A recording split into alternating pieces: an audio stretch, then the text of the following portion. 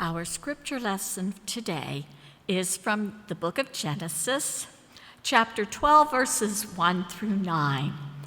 I will be reading from the New Living Translation. The Lord had said to Abram, "Leave your native country, your relatives, and your father's family, and go to the land that I will show you. I will make you into a great nation. I will bless you and make you famous, and you will be a blessing to others. I will bless those who bless you, and curse those who treat you with contempt. All the families on earth will be blessed through you." So Abram departed as the Lord had instructed, and Lot went with him. Abram was 75 years old when he left Haran. He took his wife Sarai, his nephew Lot, and all his wealth, his livestock, and all the people he had taken into his household at Haran, and headed for the land of Canaan. When they arrived in Canaan, Abram traveled through the land as far as Shechem. There he set up camp beside the oak of Moreh. At that time, the area was inhabited by Canaanites. Then the Lord appeared to Abram and said, "I will give this land to your descendants." And Abram built an altar there and dedicated it to the Lord who had appeared to him. After that, Abram traveled south and set up camp in the hill country, with Bethel to the west and Ai to the east. There he built another altar and dedicated it to the Lord, and he worshiped the Lord.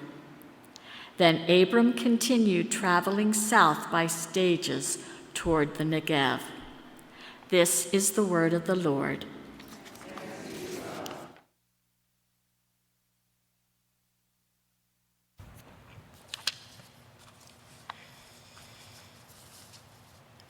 When I preach, I usually have a sermon of 6 or 7 pages. I would think that would be average. This morning, we've got less than 4. So if you were hoping for a longer sermon, I sincerely and heartily apologize. And if you weren't, well, you're welcome. What a week it has been. I think this week, at least in my mind, it goes down in the record books for one of the emotionally taxing weeks of my life. Last Sunday, right after service, I had promised to go and visit Joe Arcrier, and so I went. And as I was pulling in the driveway, he passed, and so I was there with him and with his caregivers until his son arrived. So that was the beginning of my week. It was a beautiful moment. It wasn't a bad one at all. It was just not something that you expect to have happen. And then we got started in the week, and stuff had to be done early this week because we had annual conference in Williamsport from Thursday to Saturday. And then on Wednesday, I got to drive down to Harrisburg and see my daughter's high school graduation. And I can't tell you the emotional roller coaster that was, preparing for a funeral the next morning while celebrating this milestone the evening before. All the while, right, I was traveling with my mother and sister, and so my mother's memory is getting worse and worse. So it's been this seesaw of emotions, ups and downs, and seeing the daughter that I raised graduate high school while at the same time having to take more and more care of my mother. It's a weird place to be in this kind of in between. And it made me think quite a bit about this circle of life. And I shared this last night. It's going to be hard to see, but I want to share it again. But I'll leave it in the back if anyone wants to take a closer look. When my daughter was young, I think about 6, maybe 7 years old, I was in seminary 2 nights a week in Washington, and then I would come back to York, where I was living at the time, and I would work in the church for the rest of the week. And so one day I had driven back from Washington, and my son was at a soccer practice, and so my daughter was there too. And so I drove right to the field, and I got out of the car, and it was early enough in the year that I still had a winter coat, but late enough that it was okay to play outside. I think it was probably maybe March or maybe early April, and I got out of the car and I started walking to the field where they were, and my daughter turned around and saw me, and she ran, with a big smile, "Daddy, Daddy, Daddy," and she jumped, and we got this picture of that moment. I don't know if you can see it, but I'll put it back. I think it's one of my favorite pictures of all time, and to have watched her on Wednesday night give an amazing graduation speech and sing the national anthem, and then move the tassel from one side to the next. It was just it was a blessing. It was a blessing. On the way back, I was thinking about that and thinking about the funeral to happen the next morning, and I realized that death also, as difficult as it is, sometimes it's also a blessing. Not that we want to lose people, but that we have a God who is with us through it. And to be able to celebrate a life of 92 years, that's a blessing too. This has been a difficult year in terms of funerals here at Westside. I think in a normal year, we may lose 3 or 4 people, and Tammy has a running list in her office, and I think we're at 7 or 8 now, and it's only June. So it's been a difficult year here at Westside. And yet, with all of the people that we have lost, we've learned from.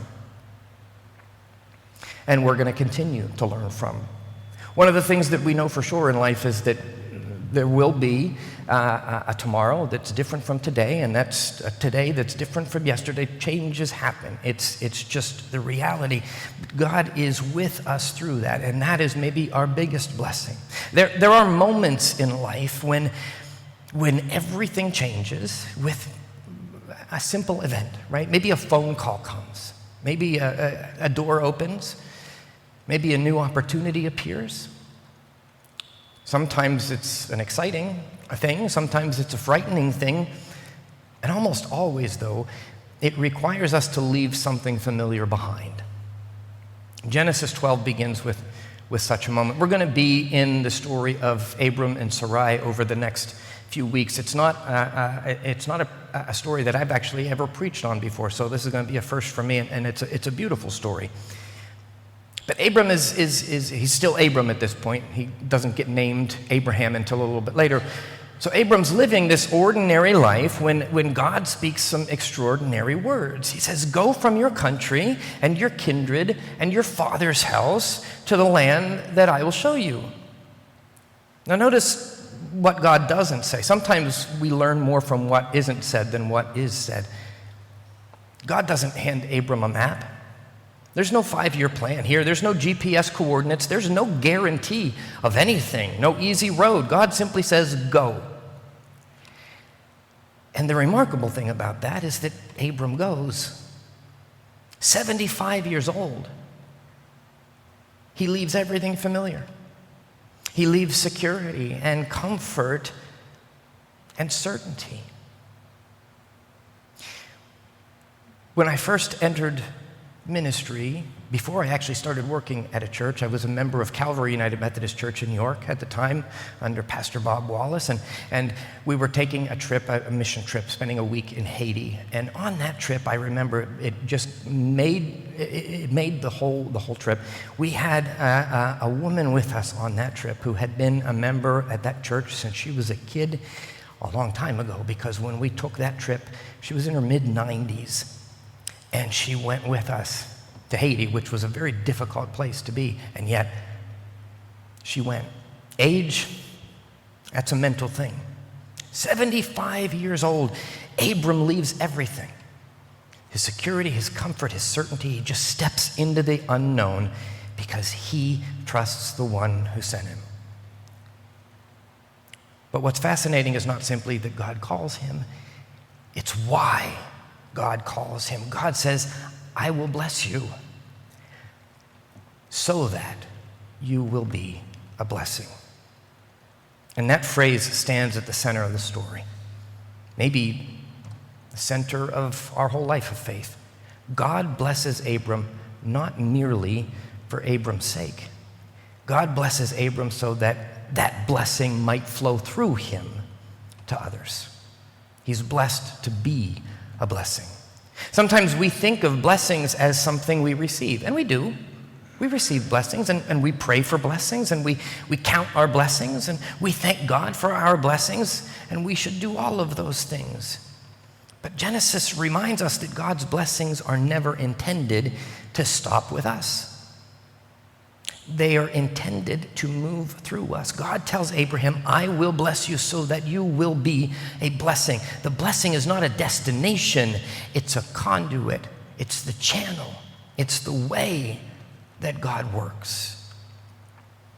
In a sense, it's kind of like a call. We each receive calls. I mean, I received a call to pastoral ministry, but there are all kinds of calls. Some people here received calls to be salesmen or insurance agents or realtors or nurses or doctors or pharmacists or whatever the case is. We all receive calls. What makes calls interesting is that answering a call is never about you being the beneficiary of that. God never calls someone for their own sake. God calls people to do things because God needs them to do those things so that other people will be affected. Other people will come to know God or come to love God or come to know God's peace when they need it. Blessings and callings are not destinations. They're conduits. Imagine a river, right? We're going to see one today, a couple hours, right downtown. Imagine a river. Water flows into a river, but if it can't flow out, what happens? It becomes a lake, right? It's stagnant. And the river dies. Stagnant water isn't healthy.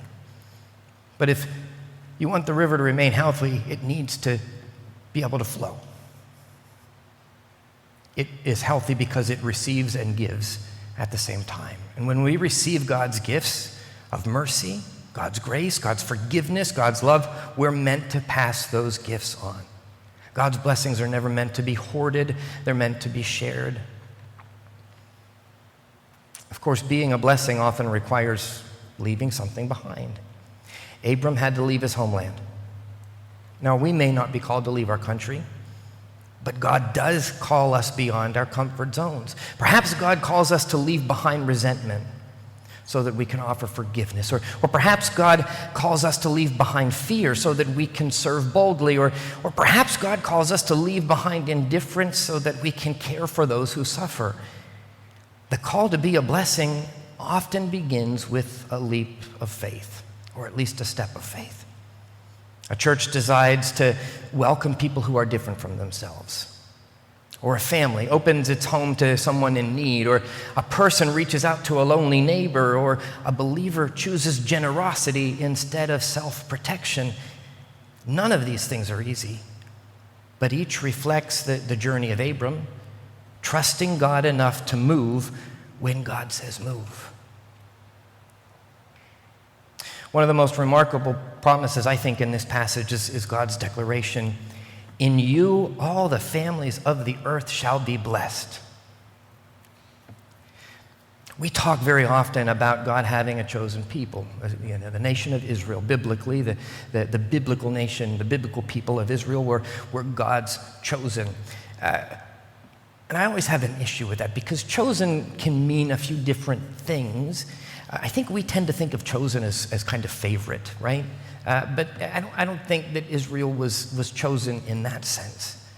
Israel was chosen as the conduit through which the world would come to know God, but it wasn't that there was something special that made them, they were going to be blessed in a way that others weren't. They were simply the conduit through which the world would come to know God. So from the beginning, even though God had this chosen people, these people he wanted to use to bless the world, God's vision was never limited to one group of people.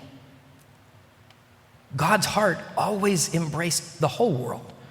And in the same way, Abram's story is not ultimately about Abram. It's about God's desire to redeem humanity and all creation. The promise given to Abram finds its fulfillment in Jesus Christ. It's through Christ God's blessing extends to every nation and every race and every language and every people. And it wasn't always a given that would happen, remember? Remember in Acts, the very, very early church, what happens? There's this argument between Paul and Peter. Should we preach the message just to Jews? Or should we preach the message to Gentiles? Paul wins that argument. Peter isn't happy about it at first, but he goes along. Paul wins that argument, and we're here today because Paul won that argument. God is always looking past what we think God is trying to show. In other words, God doesn't have favorites, or everyone is God's favorite, whichever way you want to look at it. And now as followers of Christ, we participate in that same mission. The church exists not for itself. The church exists for the sake of the world. We're a blessing because we have to bless. As Abram journeyed through the land, he repeatedly builds altars. And that's really important. I think sometimes when we read the scripture like this, okay, so he's building an altar. Wonderful. He's going to worship. That's important. He moves on, and he builds one at Shechem, and then he moves on and he builds another. These altars, they're reminders of God's presence and God's faithfulness. Abram doesn't know where the journey is going to go, but he pauses on the way to worship. The call to be a blessing is not simply about doing more, it's about staying connected to the one who is sending us. Without worship, service just becomes exhaustion. Without prayer, mission is just busy work, it's just activity. Without remembering God's faithfulness, we can lose sight of why we're on the journey in the first place. Abram teaches that every step of obedience needs to be accompanied by worship. Perhaps the most encouraging part of the story is that Abram is no superhero. He's not perfect. In the chapters that follow, we're going to see Abram make some really, really bad choices, get involved in some really, really questionable things, and he's going to stumble repeatedly. And still God chooses him. And that should encourage every one of us. God's ability to bless the world doesn't depend on our perfection. It only depends on our willingness. That's it. God is still calling ordinary people to extraordinary purposes. God still says, go. Go into your workplace or into your neighborhood or into your family. Go into those places where kindness is needed or where hope is scarce or where reconciliation seems impossible. Go and be a blessing. God uses us, and he only asks that we're willing to follow. The promise of Abram is a challenge to us. God's blessings are not trophies to put on display. They are gifts to share. Every act of compassion, every word of encouragement, every expression of generosity, every effort toward justice and peace becomes part of God's ongoing promise to bless the world. The question is not, how has God blessed me? The question is, how can the blessings God has given me be put to use to bless others? How can God use me to bless someone else? Or from the church's perspective, how is God needing us to be the church here in this community so that the community as a whole can be blessed because we are here? That is the purpose of God's blessing. That is the purpose of God's call. Like Abram, we're invited to trust, to journey and to follow. And as we do, we're going to discover that we've been blessed for a reason. We've been blessed to be a blessing. And being a blessing in and of itself is a blessing. But it is going to be a long road. And it's helpful not only to stop and worship, but it's important sometimes to stop and get a bite to eat. So we're going to share a meal together right now.